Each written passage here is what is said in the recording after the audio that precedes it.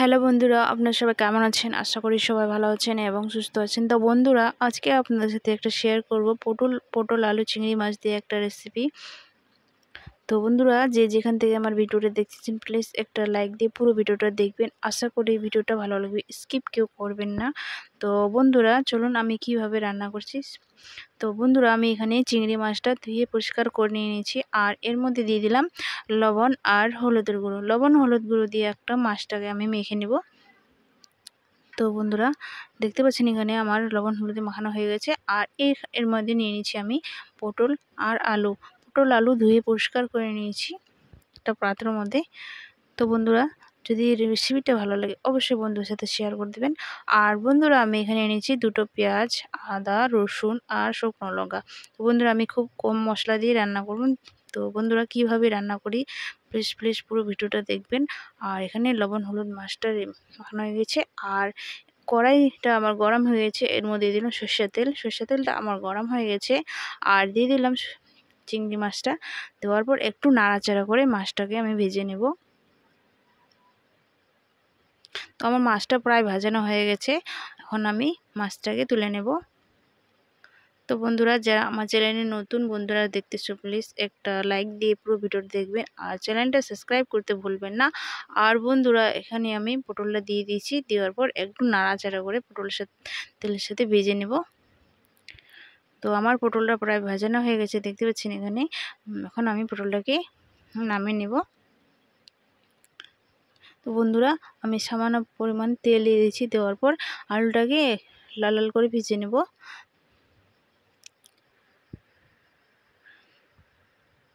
তো বন্ধুরা, যদি ভালো লাগে অবশ্যই একটা লাইক দিবেন।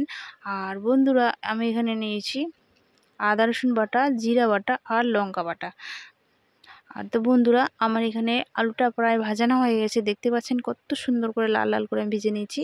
আর বন্ধুরা, এর মধ্যে দিয়ে দিচ্ছি একটা শুকনো লঙ্কা দিয়ে দিলাম, আর দিয়ে দিয়েছি দুটো পেঁয়াজ আমি এখানে নিয়েছি, কুচি করে নিয়েছি, সেটা এর মধ্যে দিয়ে দিলাম। তো বন্ধুরা, আমি এইভাবে রান্না করতেছি, এইভাবে একবার রান্না করে দেখবেন। খুবই একটা সুস্বাদু রেসিপি, খুব টেস্টি। আপনারা জানেন চিংড়ি মাছের কত সুন্দর টেস্টি লাগে খেতে। আর আলু আর পেঁয়াজের সাথে আমি মিশিয়ে নিয়েছি, দেখতে পাচ্ছেন এখানে। তো আলু আর পেঁয়াজ প্রায় আমার ভাজানো হয়ে গেছে। এর মধ্যে দিলাম হাফটা টমেটো কুচি আমি এখানে কুচি করে নিয়েছি, আপনারা চাইলে এখানে পেস্ট করে দিতে পারবেন। কিছুক্ষণ নাড়াচাড়া করে আমি আলুটাকে ভেজে নেব। তো আমার প্রায় ভাজানো হয়ে গেছে, দেখতে পাচ্ছেন এখানে। আর এর মধ্যে দিয়ে দিব আমি আদা রসুন বাটা, জিরা বাটা আর লঙ্কা বাটা। এটুক মশলা দিয়ে আমার রেসিপিটা রান্না করব। তো পুরো ভিডিওটা দেখবেন বন্ধুরা। আর আলুর সাথে মশলাটা আমি কষিয়ে নিব ভালো করে।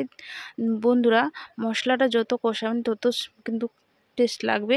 তো এখানে দিয়ে যেমন লবণ, হলুদ, কাশ্মীরি লঙ্কা গুঁড়ো আর ধনে গুঁড়ো দিয়ে দিলাম, আর মিট মশলা গুঁড়ো দেওয়ার পর আলুর সাথে কিছুক্ষণ মশলাটার সাথে কষিয়ে নেব। বন্ধুরা, যত মশলাটা কষাবেন তত স্বাদ লাগবে খেতে। মশলা না কষালে কিন্তু স্বাদ লাগে না, যত কষাবেন তত ভালো লাগবে, টেস্টি লাগবে। তো এখানে দেখতে পাচ্ছেন এখন প্রায় আমার কষানো হয়ে গেছে আলু আর মশলা। আর এখানে ভিজিয়ে রাখা পটলটা আমি দিয়ে দিলাম। দেওয়ার পর আরও কিছুক্ষণ 2-3 মিনিট মতন আমি পটল আলু মশলার সাথে কষিয়ে নেব।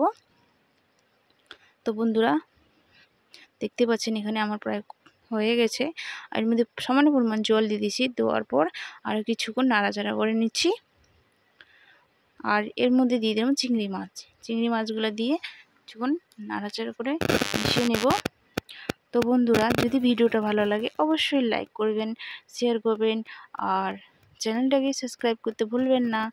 আর যারা আমার নতুন বন্ধুরা দেখতেছো প্লিজ সাবস্ক্রাইব করতে ভুলবেন না।